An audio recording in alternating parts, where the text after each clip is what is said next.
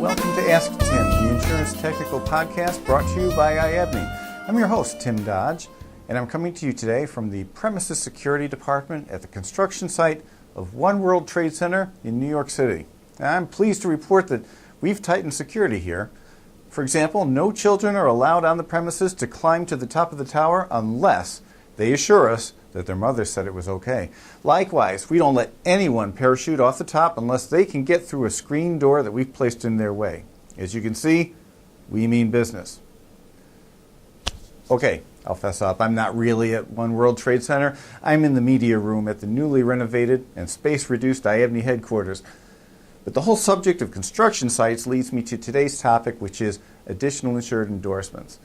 You know, it seems that everybody wants to be an additional insured on somebody else's liability coverage these days, but what they want and what they get may be vastly different things. Now, ISO has made a number of changes to its additional insured endorsements over the years, most recently with its revision of the whole commercial general liability program last year. So in this episode, I want to review the changes made to these endorsements in the 2013 revision.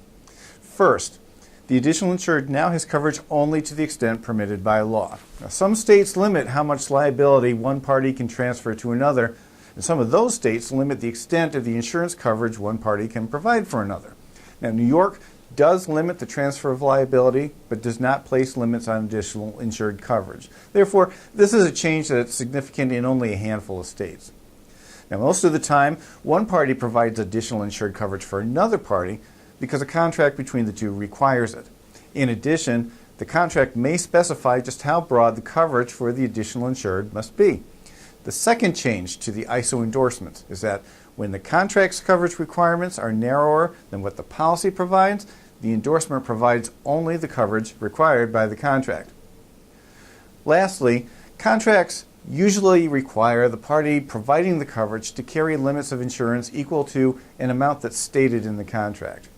The third major change to the ISO endorsements is that where the contract requires less insurance than the limits on the insurance policy, the limits available to the additional insured will be the lesser amount stated in the contract. Now, another significant change is that ISO introduced a primary and non-contributory endorsement to satisfy third parties who have been requiring this wording on policies in the past. That endorsement is a subject for another time.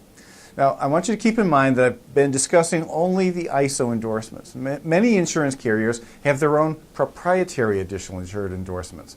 And the terms of these endorsements may vary widely, so it's always a good idea to familiarize yourself with each carrier's products, because some of them might not include the changes I've just discussed, and some might be more restrictive, and some might promise advance notice of cancellation to the additional insured. You can find more information about liability insurance in the Ask Tim blog, and you'll find that on www.iabny.org by dragging your mouse over the orange information tab and clicking blogs in the menu that pops up. And you can reach me at the phone number and the email address shown on your screen right now.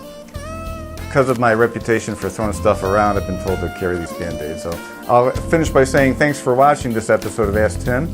I'll be back soon with another one, and until then, if you want to tell someone to take a flying leap off a tall building, don't forget to ask Tim.